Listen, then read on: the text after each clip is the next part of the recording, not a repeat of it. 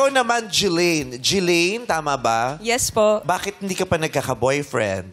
Never ko po talaga siya hinanap. Although may mga nagpaparamdam po, pero hindi ko po feel. So, ayoko naman po magpaasa. Oo, So, oo. mabuti na po yung lagi ko nililinaw. Bakit? Anong sabi mo kung unang hindi mo hinahanap? Hindi ko po hinahanap yung kapag mag-boyfriend.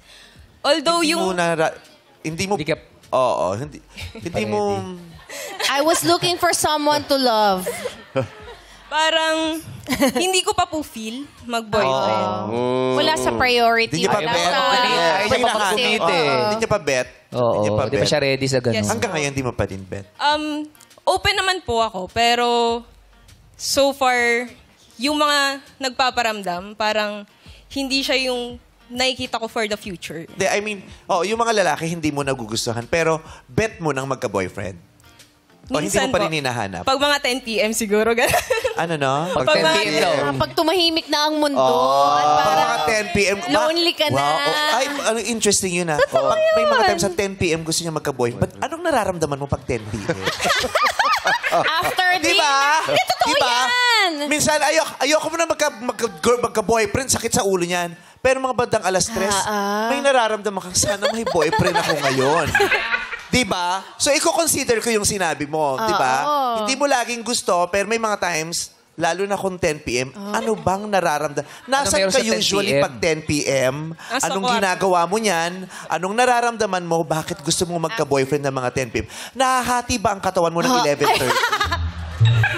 Kaya gusto mo 10 p.m. may boyfriend Yung ka pala yun, ano? para may babalikan ka, may magbabantay ng kalahating katawan mo kasi babalikan ng 12 o'clock. Oo nga, bakit 10 p.m.? Late ka ba natutulog?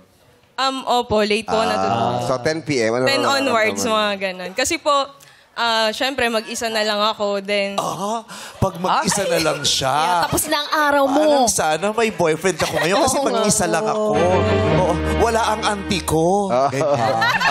And then, Tapos, para malinaw po, kasi po, di ba, pag nag-scroll sa feed, like, hindi may iwasan may lalabas na mga couples, ganon. So, parang, naiinggit ka. naiinggit ka. Yeah. pero once na inisip ko na siya, umaga na ulit. Once na inisip ko na, Ayaw mo na ulit pag parang umaga gusto ko mag-boyfriend, parang ayoko pa pala. Pero pag 10 p.m. ulit, gusto mo Yung ulit. demands ng once na naisip niya, naku, pag natagpuan niya yung kalahating katawan ako, baka Baka ilaglag ako. yung demands ng being a girlfriend. A good girlfriend, no? Mabigat din siya eh. You don't long for the experience of having a boyfriend, for the experience of loving, being in love. Hindi ka na-excite pa doon. Hindi po, kasi po, never ko pa siya na-experience eh. So, Kaya hindi ko ka po nga may excite kasi hindi mo pa na-experience, di ba? Katulad ngayon, kagabi, na-excite ka bang pumunta dito tonight? Yes po. Kasi di ba hindi mo pa na-experience? Opo.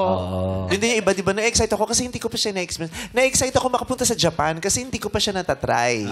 Di ba? Yung being in love, hindi mo, never ka talagang na-excite pag sa ganun, for now. Yes po. Okay. May ganun pa. May ganun din pala, no? Kasi 26, 24 na sila eh. Yes. Diba?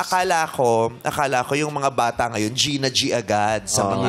Yes, nagmamadali. Oo, Parang di ba? Yung gusto, Iba-iba gusto talaga. maka-experience kasi di ba, matatapang sila. Di ba yung yes. mga Gen Zs, matatapang sila. Parang ang lakas ng loob nilang mag-explore. Yes. Di ba? Yung ganun, maka-experience. Correct. Pero meron din palang mga ganyan pa na 24 na ako, pero hindi pa ako na-excite. Hindi ko siya hinahanap. Yeah. Di ba? May iba-iba talaga ang mga tao.